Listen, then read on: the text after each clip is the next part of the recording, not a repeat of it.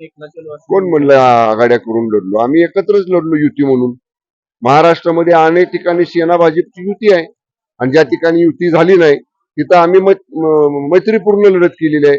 आणि आता सुद्धा महानगरपालिकेची निवडणूक आम्ही महायुती म्हणूनच लढू. काही शून्य परिणाम होईल. शिवसेना भाजप युतीवरती काही परिणाम होणार नाही.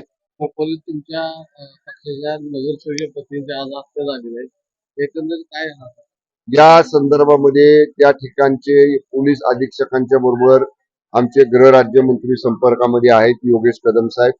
माझं योगेश कदम साहेबांचं मगाशी बोलणं झालं.